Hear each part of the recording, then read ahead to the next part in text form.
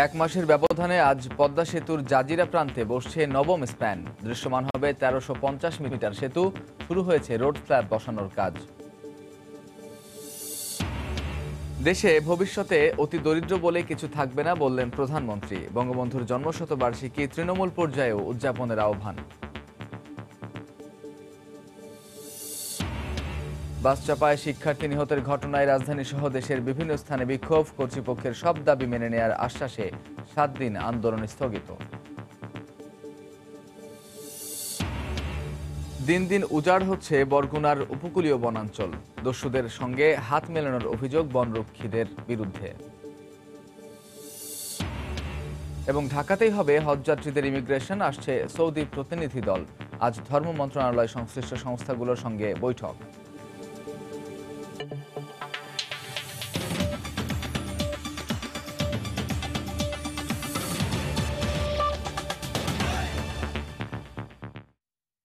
দেখছিলেন শিরোনাম। বাংলার সময় সঙ্গে আছি আমি কামরুজ্জামান মামুন। এক মাসের ব্যবধানে আজ বসছে পদ্মা সেতুর আরেকটি স্প্যান। নদীর জাজিরা প্রান্তের আগের স্প্যানগুলোর সঙ্গে বসানো হবে নতুন স্প্যান। নবম এই স্প্যান বসানোর মধ্য দিয়ে নদীর দুই প্রান্ত মিলিয়ে দৃশ্যমান হবে ১৩৫০ মিটার সেতু। এছাড়া মঙ্গলবার থেকে সেতুর স্প্যানের ওপরের অংশে রোড স্ল্যাব বসানোর কাজও শুরু হয়েছে। সাইফুল ইসলামের ছবিতে এহসান জুয়েলের রিপোর্ট। নদী জুড়ে কাজ আর কাজ, যতদূর চোখ যায় একটু একটু করে আকাশের বুকে মাথা তুলছে সেতুর কাঠামো। একই সঙ্গে বাড়ছে সেতুর দৃশ্যমান দৈর্ঘ্য। ২০১৭ সালে জাজিরা প্রান্তের প্রথম স্প্যানটি বসানোর পর ধীরে ধীরে এখানে শেষ করা হয় একটি মডুলের ৫টি স্প্যানের কাজ। এরপর আলাদাভাবে ষষ্ঠ স্প্যানটি মাওয়া প্রান্তে বসানো হলেও সপ্তম এবং অষ্টম স্প্যানটি বসানো হয় জাজিরা প্রান্তে আগের ৫টির সঙ্গেই। নবম স্প্যানটিও বসবে জাজিরায়। চীন থেকে আনা ছোট ছোট টুকরোগুলো মাওয়ার বিশেষায়িত ইয়ার্ডে জোড়া দিয়ে আগেই প্রস্তুত করা হয় স্প্যানটি। ধূসর রং করা শেষে গত ১ মাস ধরে এটি অপেক্ষা ছিল ইয়ার্ডের বাইরে। নির্ধারিত ৩৪ ও ৩৫ নম্বর পিলারের উপর বসানোর জন্য এর মধ্যে এটিকে তোলা হয়েছে ভাসমান ক্রেনে। যতই সময় যাচ্ছে এটা দৃশ্যমান হচ্ছে, মানুষ আস্তে আস্তে আরও বেশি আশাবাদী হচ্ছে। এটাই আমাদের পাওয়া যে ঠিক আছে, মানুষের আগে যে কনফিডেন্সটা ছিল না হবে কি হবে না, দিন দিন কনফিডেন্সটা বাড়তেছে।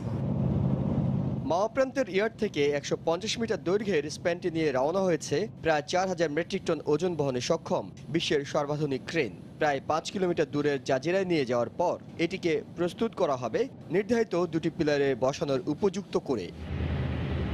এছাড়া বছরখানেক আগে থেকে স্পেনের নিচের অংশে রেল স্ল্যাব বসানোর কাজ শুরু হলেও এবার স্পেনের উপরের অংশে শুরু হয়েছে রোড স্ল্যাব বসানোর কাজ। মঙ্গলবার নদীর জাজিরা পাড়ের অংশে ৪ লেনের প্রথম রোড স্ল্যাবটি বসানো হয়। নকশা জটিলতা কেটে যাওয়ার পর সেতুর কাজ খুব দ্রুত এগুচ্ছে, তার প্রমাণ স্পেন বসানোয় অগ্রগতি। মাত্র ১.৫ মাসের মধ্যে সবশেষ ৩টি স্পেন বসানোর মধ্য দিয়ে দৃশ্যমান করা সম্ভব হচ্ছে প্রায় ১.৫ কিলোমিটার সেতু, যা দ্রুততম সময়ের মধ্যে সেতুর কাজ শেষ করার ব্যাপারে আশাবাদী করে তুলছে।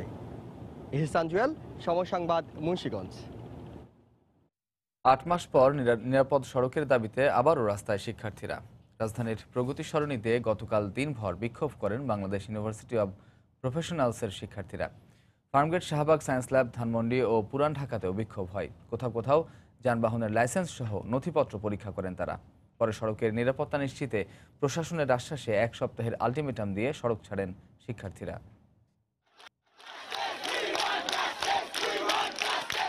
রাজধানীর প্রগতি সরণিতে বুধবার সকাল থেকেই সড়কে নামেন বাংলাদেশ ইউনিভার্সিটি অফ প্রফেশনালস বিইউপির শিক্ষার্থীরা। ধীরে ধীরে যোগ দেন অন্য শিক্ষা প্রতিষ্ঠানের ছাত্রছাত্রীও।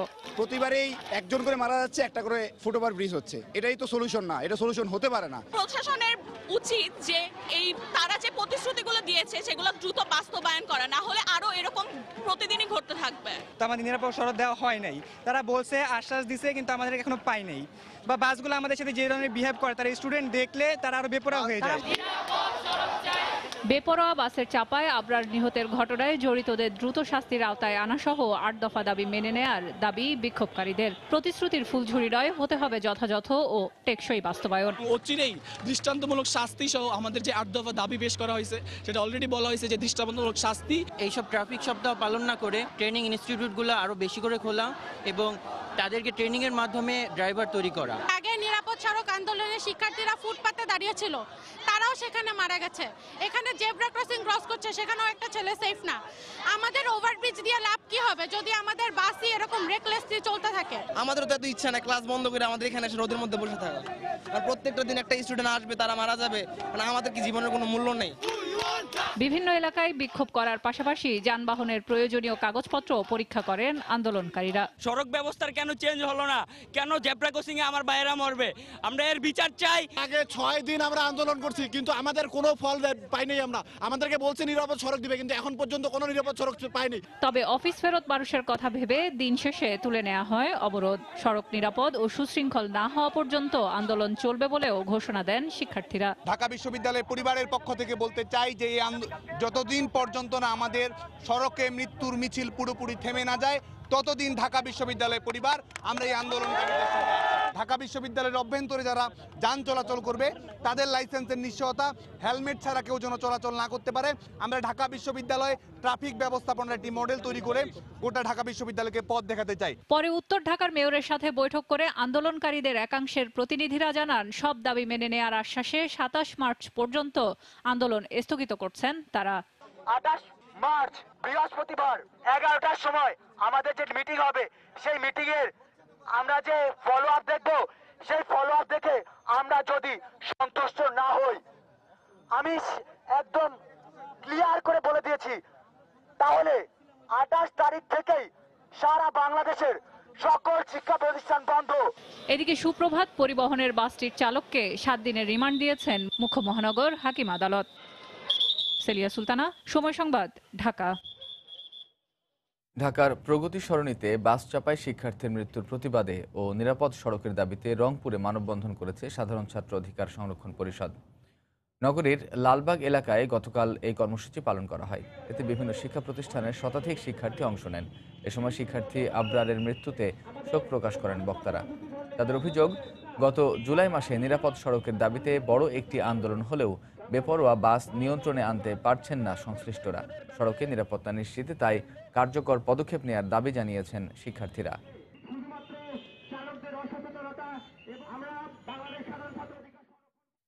এদিকে যশোরের শার্শা উপজেলার নাভারণে পিকআপ ভ্যান চাপায় 6ষ্ঠ শ্রেণীর স্কুল ছাত্রীর পা বিচ্ছিন্ন হয়ে গেছে।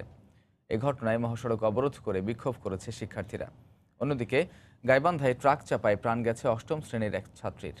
এছাড়া গোপালগঞ্জে ট্রেনে কাটা পড়ে মোটরসাইকেলের 3 আরোহী ও সিরাজগঞ্জে 2টি বাসের মুখোমুখি সংঘর্ষে 4 জন নিহত হয়েছেন।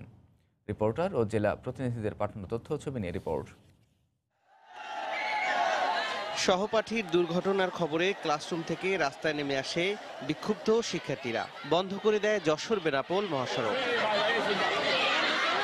পুলিশ জানায়, বুধবার সকালে ইঞ্জিন চালিত ভ্যানে করে স্কুলে যাচ্ছিল যশোরের শার্শা উপজেলার বুরুজবাগান পাইলট বালিকা বিদ্যালয়ের 3 শিক্ষার্থী। নাভারণ মোড় এলাকায় স্কুলের সামনে পৌঁছালে একটি পিকআপ ভ্যান তাদের চাপা দেয়। এতে 6ষ্ঠ শ্রেণীর শিক্ষার্থী নিপার ডান পা হাঁটু থেকে বিচ্ছিন্ন হয়ে যায়। আহত হন ভ্যান চালক সহ আরও এক শিক্ষার্থী। তাদের উদ্ধার করে প্রথমে উপজেলা স্বাস্থ্য কমপ্লেক্সে নেওয়া হয়, পরে উন্নত চিকিৎসার জন্য নিপাকে পাঠানো হয় যশোর সদর হাসপাতালে। মেধাবী ছাত্রী হিসাবে তার জীবনে যে দুর্ঘটনা ঘটলো, তার উন্নত চিকিৎসার ব্যবস্থা করা হোক। আমার মেয়ের বড় স্বপ্ন ছিল যে ডাক্তার হবে। তার হাঁটুর নিচে থেকে তার পাটা একবার বিচ্ছিন্ন হয়ে গেছে, শুধুমাত্র চামড়াটা ঝুলেছিল। উত্তরবঙ্গ থেকে হানিফ পরিবহনের একটি বাস ঢাকা আসছিল। পথে সিরাজগঞ্জের বঙ্গবন্ধু সেতুর পশ্চিম সংযোগ সড়কের সয়দাবাদ এলাকায় পৌঁছালে বিপরীত দিক থেকে আসা হানিফ পরিবহনের অপর একটি বাসের মুখোমুখি সংঘর্ষ হয়। এতে ঘটনাস্থলেই একজনের মৃত্যু হয়, আহত হন অন্তত 22 জন। খবর পেয়ে ফায়ার সার্ভিস ও পুলিশ গিয়ে আহতদের উদ্ধার করে সদর হাসপাতালে ভর্তি করলে সেখানে চিকিৎসাধীন অবস্থায় আরও 3 জনের মৃত্যু হয়।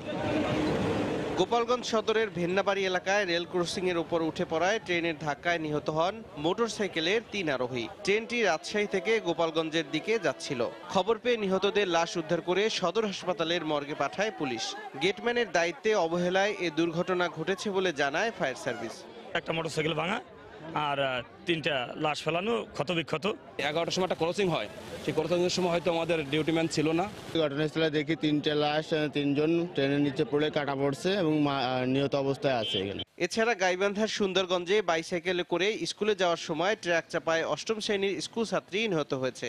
আহত হয়েছে তার সঙ্গে থাকা এক সহপাঠী। দুর্ঘটনার পর ঘটনাস্থলে পৌঁছে ট্রাকটি জব্দ করে পুলিশ। এ ঘটনায় কাউকে আটক করা যায়নি। তৌফিক মাহমুদ, সময় সংবাদ। চুক্তিভিত্তিক গাড়ি চালালে সংশ্লিষ্ট কোম্পানির লাইসেন্স বাতিল করা হবে বলে জানিয়েছেন ঢাকা সড়ক পরিবহন মালিক সমিতির মহাসচিব খন্দকার এনায়েতুল্লাহ। গতকাল বিকেলে রাজধানীর কাজী বশির মিলনায়তনে ঢাকা সড়ক পরিবহন মালিক শ্রমিক ঐক্য পরিষদের যৌথ সভায় তিনি একথা বলেন। এ সময় অদক্ষ চালককে গাড়ি না দিতে মালিকদের আহ্বান জানান তিনি। কোন কোম্পানির কন্ট্রাক্ট সিস্টেম যদি গাড়ি চালানো প্রমাণ হয়, সেই কোম্পানির নিবন্ধন বাতিল করার জন্য আমরা আরটিসিতে লিখব, আমরা বিআরটিকে লিখব। সেই কোম্পানি ভেঙে দিয়ে সড়ক পরিবহন মালিক সমিতি সরাসরি সেই কোম্পানি অধিগ্রহণ করা হবে। সে যত বড় পাওয়ারফুল লোক হোক না কেন, মালিক শ্রমিকের সামনে সে কেউ না কোনো শক্তি টিকবে না। বাংলার সময় আরো থাকছে। চুয়াডাঙ্গায় পারিবারিক কলহের জেরে স্ত্রীকে কুপিয়ে হত্যার পর স্বামীর আত্মহত্যা।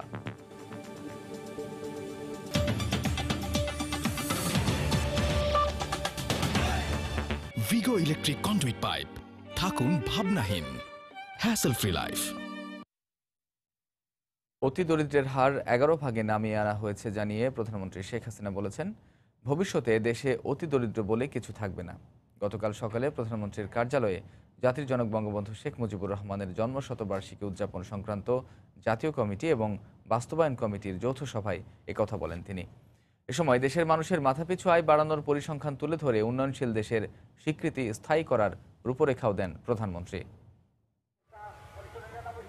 স্বাধীনতার পর ভঙ্গুর অর্থনীতির বাংলাদেশের সামনে সবচেয়ে বড় চ্যালেঞ্জ ছিল দারিদ্র্য দূরীকরণ। প্রায় 4 দশক পর 1999 সালের জরিপে দেখা যায় বাংলাদেশে দারিদ্র্যের হার নেমে এসেছে 52%। তারপরের গল্পটা শুধুই এগিয়ে যাওয়ার। গত 1 দশকে দরিদ্র জনগোষ্ঠীর সংখ্যা নেমেছে 21.8%, আর হতদরিদ্রের সংখ্যা এখন মাত্র 11%।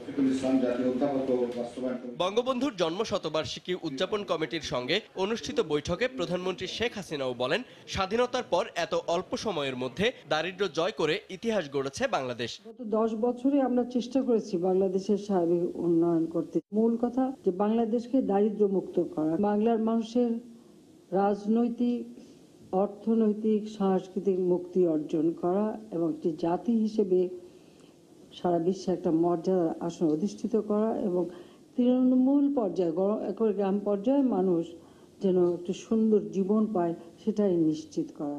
দেশের মানুষের গড় মাথাপিছু আয় $1909 উল্লেখ করে প্রধানমন্ত্রী জানান, যে কোনো মূল্যে উন্নয়নশীল বাংলাদেশের আন্তর্জাতিক স্বীকৃতি ধরে রাখবে বাংলাদেশ। গ্রহণ করা হবে টেকসই ও অন্তর্ভুক্তিমূলক উন্নয়ন পরিকল্পনা। অনেক বাধা বিপত্তি অতিক্রম করেই আমাদের এগোতে হয়েছে।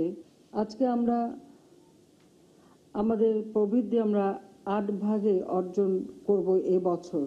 আজকে আমরা উন্নয়নশীল দেশ হিসেবে স্বীকৃতি পেয়েছি এবং সেটার স্থায়ী করার জন্য ইতিমধ্যে আমরা কর্মসূচি হাতে নিয়েছি।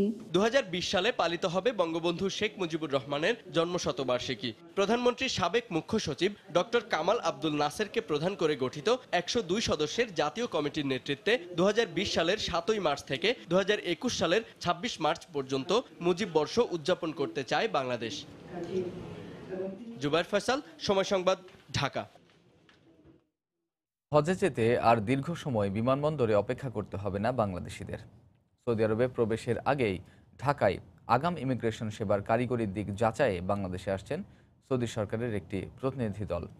আজ ধর্ম মন্ত্রণালয়ে সংশ্লিষ্ট সব সংস্থার সঙ্গে বৈঠক করবেন তারা। ধর্মসচিব জানান, 6 এপ্রিল আসবে সৌদি সরকারের হজ ও ওমরাহ মন্ত্রণালয়ের সচিব সহ 14 সদস্যের প্রতিনিধি দল। বিস্তারিত জানাচ্ছেন হাজেরা শিউলি। পবিত্র হজ পালনে প্রতি বছর বিভিন্ন দেশ থেকে প্রায় 20 লাখ মানুষ সৌদি আরবে যান। এ সময় জেদ্দা বিমানবন্দরে একের পর এক বিমান নামতে থাকায় ইমিগ্রেশনে জট লেগে যায়।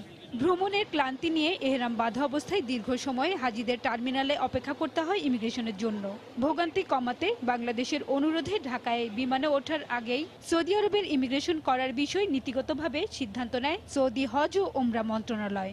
এই প্রক্রিয়ার অংশ হিসেবে আসছে কারিগরি দল। এয়ারপোর্ট ভিজিট করবে বা অন্য অবকাঠামোগত সুবিধাগুলি দেখবে, এই বিষয়গুলি দেখে গিয়ে তারা রিপোর্ট করবে। বিষয়টা নিয়ে পরবর্তী যে হাই পাওয়ার টিম যারা আসবে তারা হয়তো ওগুলি এসে আরও বিস্তারিতভাবে আলোচনা হতে পারে। অবকাঠামো স্বল্পতা বা আমলাতান্ত্রিক জটিলতায় এই সেবা চালুর প্রক্রিয়া যেন বাধাগ্রস্ত না হয় সেটি নিশ্চিত করার তাগিদ হাব মহাসচিবের। এখানে ইমিগ্রেশন সম্পন্ন করবেন কিন্তু সৌদি আরবের লোকজন।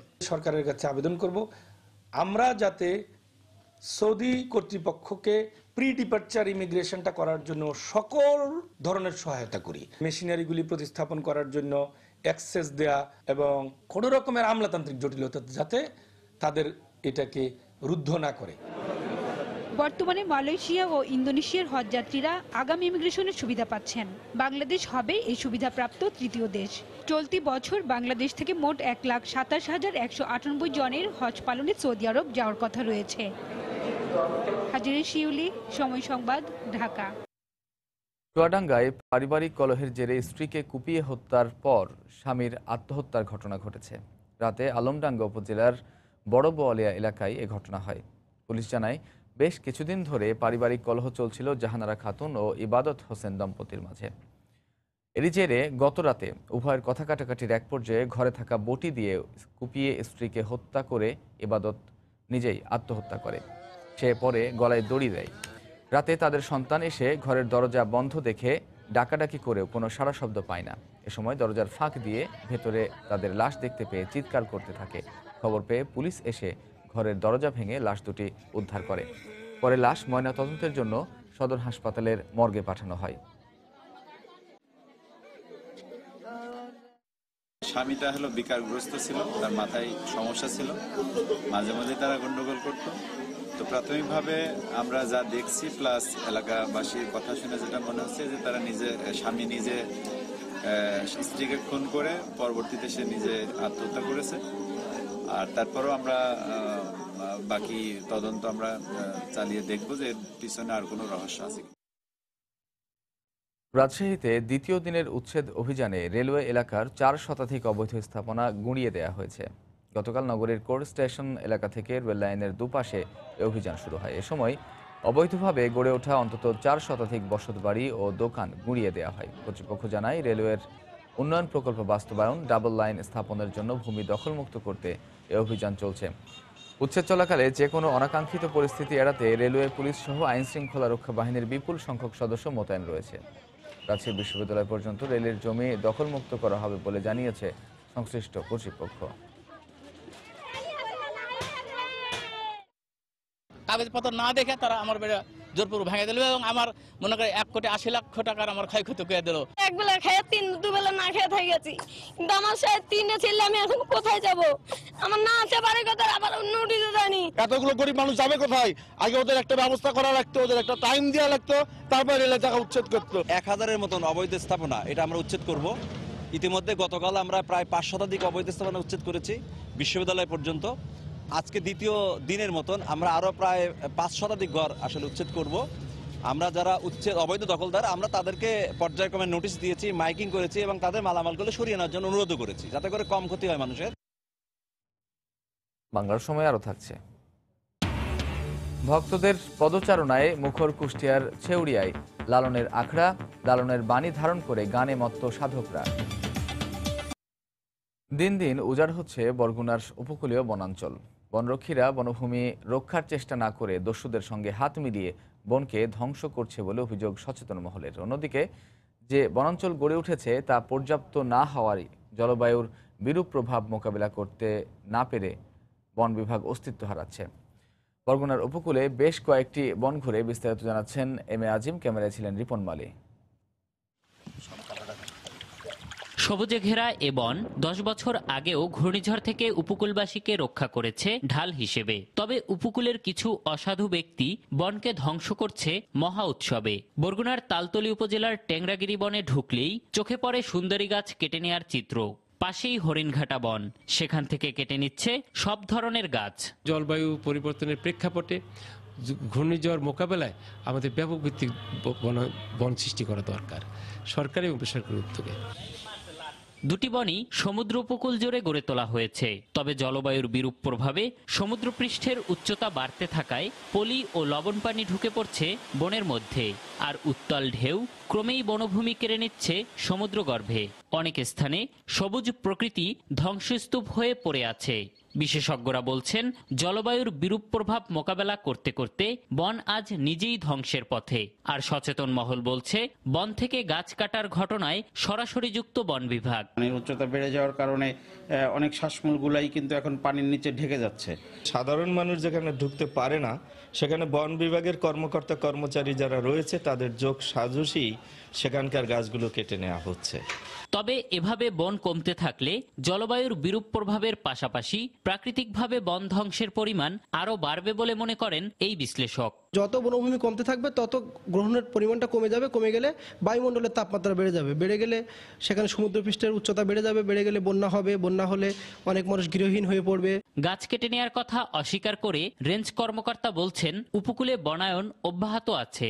বনে গাছ কাটে, এটা আগের দিন কাটতো, কিন্তু এখন ওইভাবে নাই। তারপর দুই জায়গায় গেলে আমার জানা মতে আমাদের স্টাফ স্বল্পতা আছে অনেক। বনভূমি পর্যবেক্ষণকারী আন্তর্জাতিক সংস্থা গ্লোবাল ফরেস্ট ওয়াচ ও ওয়ার্ল্ড রিসোর্স ইনস্টিটিউটের গত বছরের জুন মাসে প্রকাশিত প্রতিবেদনে বলা হয়েছে, গত 7 বছরে বাংলাদেশে 3,32,000 একর বনভূমি উজাড় হয়েছে।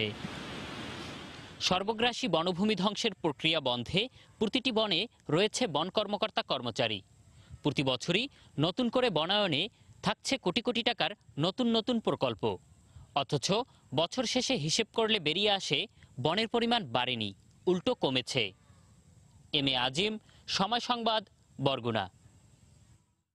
তথ্য প্রযুক্তির অপব্যবহার করে সন্তানরা যেন জঙ্গি তৎপরতায় জড়িয়ে না পড়ে, সেদিকে অভিভাবকদের খেয়াল রাখার আহ্বান জানিয়েছেন আওয়ামী লীগ নেতা অ্যাডভোকেট কামরুল ইসলাম। গতকাল রাজধানীর কেরানীগঞ্জে একটি স্কুলের পুরস্কার বিতরণী অনুষ্ঠানে তিনি কথা বলেন। তথ্য প্রযুক্তির সকল খারাপ দিকগুলোকে বর্জন করবে, ভালো দিকগুলো ব্যবহার করবে। এবং আমি গার্জিয়ানদের প্রতি আমার অনুরোধ যাবে, আপনার সন্তানদের হাতে যে স্মার্টফোন তুলে দেন, লক্ষ্য করে দেখবেন যে তারা ভালো দিকগুলো ব্যবহার করছে না খারাপ কাজে ব্যবহার করছে। ইন্টারনেটের মাধ্যমে ভুল ধর্মীয় শিক্ষার নির্দেশনা পায় তারা। এই নতুন প্রজন্মের ছেলেরা মিসগাইড হয় এবং ভুল পথে পরিচালিত হয়। আমাদের মুক্তির লড়াই শুরু হয়েছে, অর্থনৈতিক মুক্তি, সাংস্কৃতিক মুক্তি, সকল ক্ষেত্রে বাংলাদেশ আজকে উন্নতির শিখরে আমরা জননেত্রী শেখ হাসিনার নেতৃত্বে আমরা যাচ্ছি।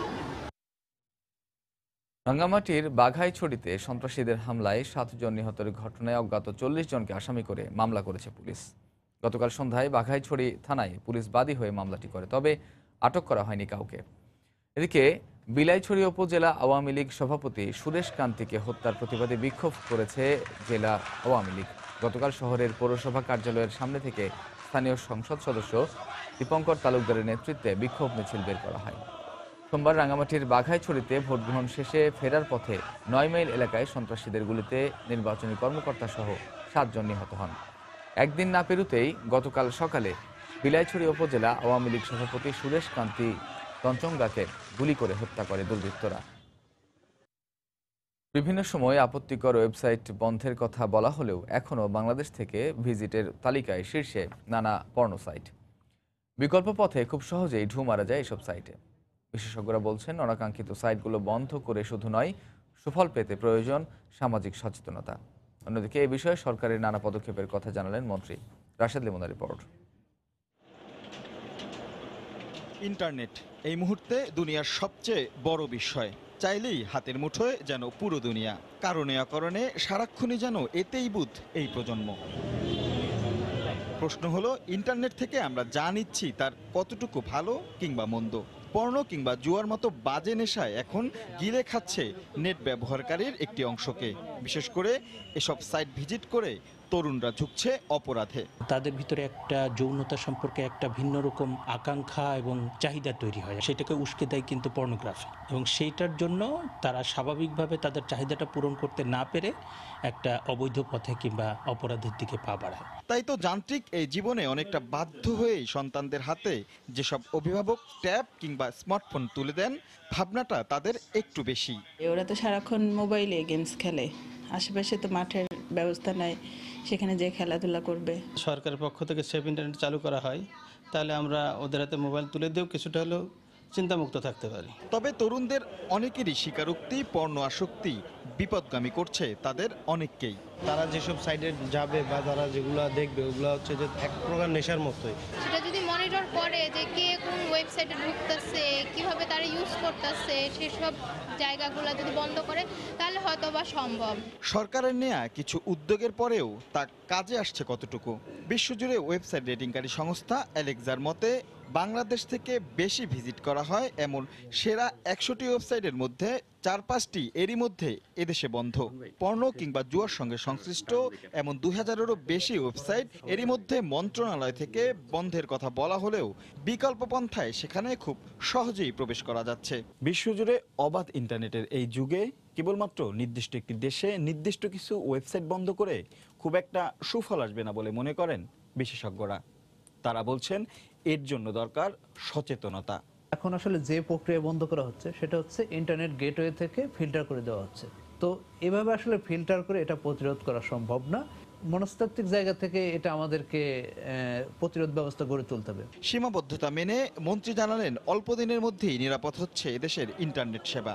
নতুন নতুন সাইট জন্ম নয়, মিরর সাইট জন্ম থাকে, ভিপিএন ইউজ করা হয়, অন্যান্য ব্রাউজার দিয়ে এটাকে অ্যাক্সেস করা হয়, এই ঘটনাগুলো ঘটছে। তবে আমাদের বিভাগের থেকে আমরা একটা প্রকল্প বাস্তবায়ন করছি। আমরা এই প্রকল্পটি বাস্তবায়ন করার পরে দেশের জনগণকে এইটুকু নিশ্চয়তা দিতে পারবো যে আমরা বাংলাদেশের সীমানার ভিতরে কোনো বাজে কন্টেন্ট থাকতে পারবে না। পাশাপাশি সচেতনতার বিষয়ে অগ্রাধিকার দেয়া হবে বলে জানান তিনি। রাশেদ দিমন, সময় সংবাদ, ঢাকা। সুনামগঞ্জে আজাদ মিয়া হত্যাকাণ্ডে জড়িতদের গ্রেফতার ও শাস্তির দাবিতে মানববন্ধন ও প্রতিবাদ সমাবেশ করেছে এলাকাবাসী।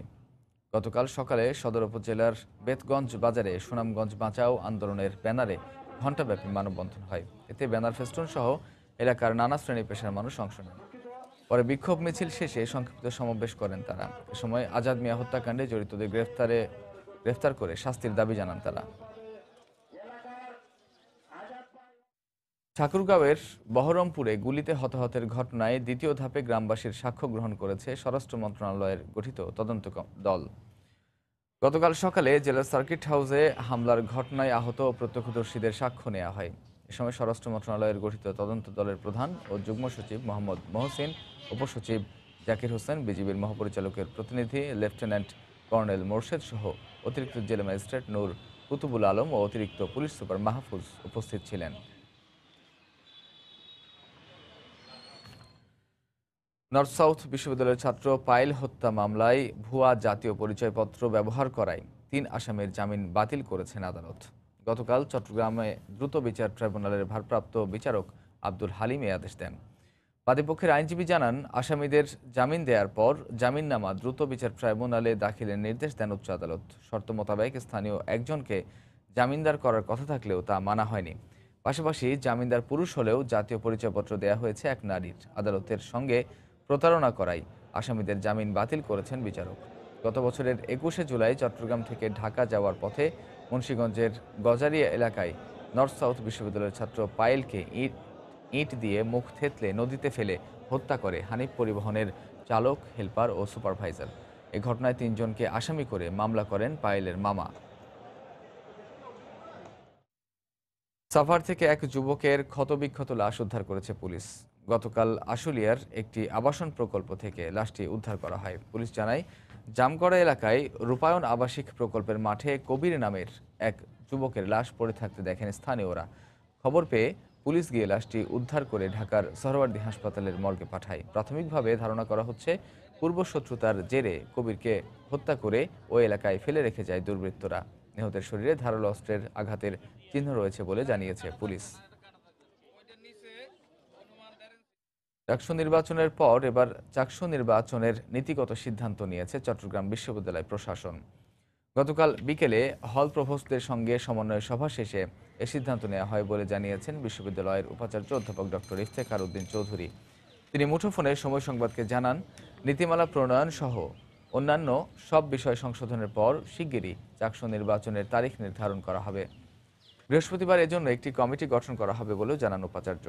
1966 সালে চাকসু প্রতিষ্ঠিত হবার পর মাত্র 6 বার নির্বাচন হয়েছে। সবশেষ 1990 সালে নির্বাচন হবার পর দীর্ঘ 29 বছর ধরে বন্ধ রয়েছে চাকসু নির্বাচন।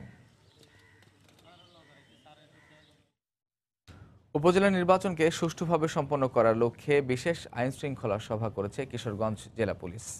গতকাল জেলা পুলিশ সম্মেলন কক্ষে সভা হয়। এতে পুলিশ সুপার মাশরুকুর রহমান খালিদের সভাপতিত্বে জেলা পরিষদের চেয়ারম্যান ও জেলা আওয়ামী লীগের সভাপতি সহ স্থানীয় রাজনৈতিক নেতারা উপস্থিত ছিলেন।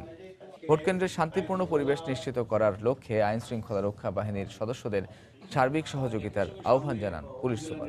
24 মার্চ কিশোরগঞ্জের 13টি উপজেলা পরিষদে নির্বাচন হবে।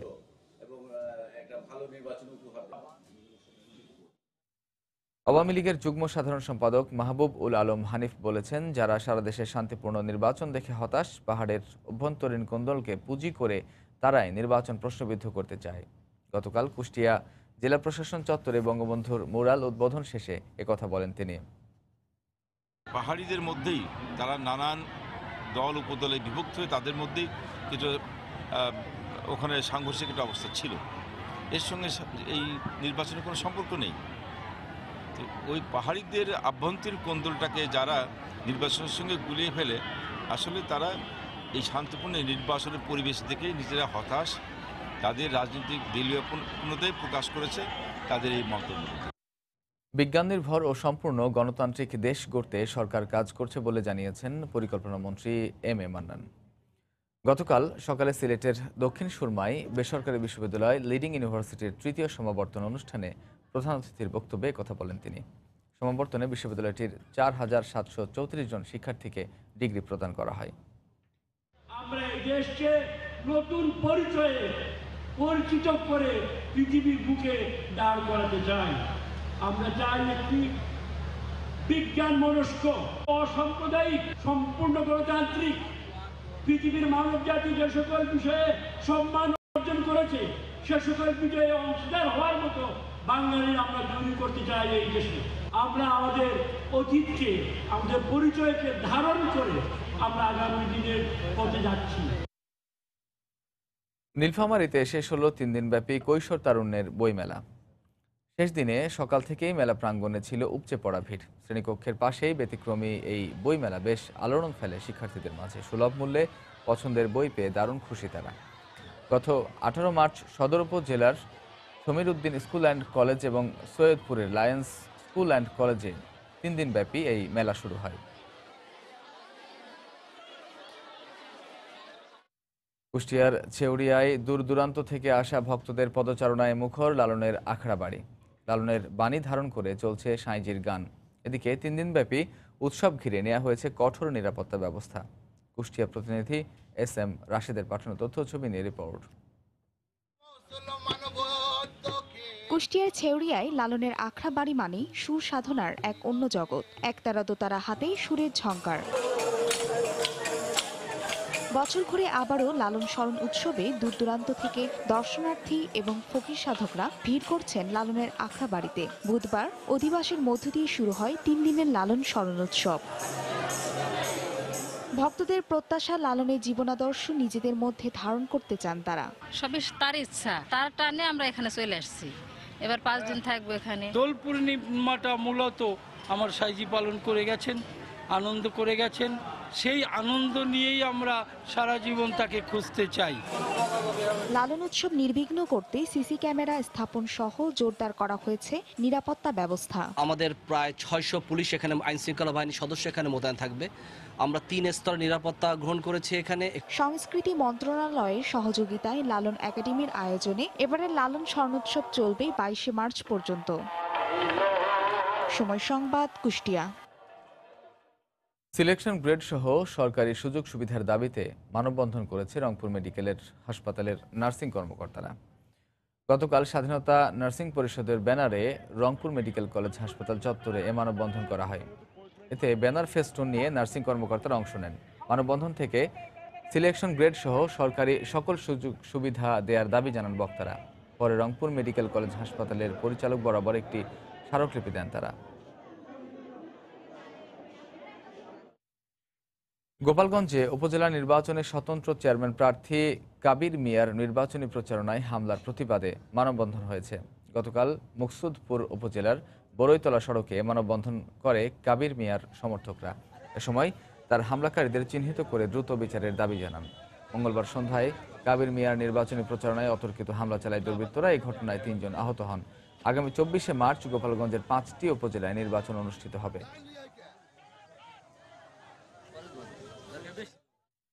বাংলার সময়ের শীর্ষ সংবাদ জানিয়ে দিচ্ছি আরেকবার। 1 মাসের ব্যবধানে আজ পদ্মা সেতুর জাজিরা প্রান্তে বসছে নবম স্প্যান। দৃশ্যমান হবে ১৩৫০ মিটার সেতু। শুরু হয়েছে রোড স্ল্যাব বসানোর কাজ। দেশে ভবিষ্যতে অতি দরিদ্র বলে কিছু থাকবে না বললেন প্রধানমন্ত্রী। বঙ্গবন্ধুর জন্মশতবার্ষিকী তৃণমূল পর্যায়েও উদযাপনের আহ্বান। বাস চাপায় শিক্ষার্থী নিহতের ঘটনায় রাজধানী সহ দেশের বিভিন্ন স্থানে বিক্ষোভ। কর্তৃপক্ষের সব দাবি মেনে নেওয়ার আশ্বাসে 7 দিন আন্দোলন স্থগিত। দিন দিন উজাড় হচ্ছে বরগুনার উপকূলীয় বনাঞ্চল। দস্যুদের সঙ্গে হাত মেলানোর অভিযোগ বনরক্ষীদের বিরুদ্ধে। এবং ঢাকাতেই হবে হজযাত্রীদের ইমিগ্রেশন। আসছে সৌদি প্রতিনিধি দল। আজ ধর্ম মন্ত্রণালয় সংশ্লিষ্ট সংস্থাগুলোর সঙ্গে বৈঠক। এই ছিল বাংলার সময়। যে কোনো খবর পেতে ভিজিট করুন সময়নিউজ.tv। আপনার মোবাইলে সময় সংবাদ দেখতে ও সকল খবর পেতে ডাউনলোড করুন সময় অ্যাপ। সঙ্গে থাকুন সময়ের।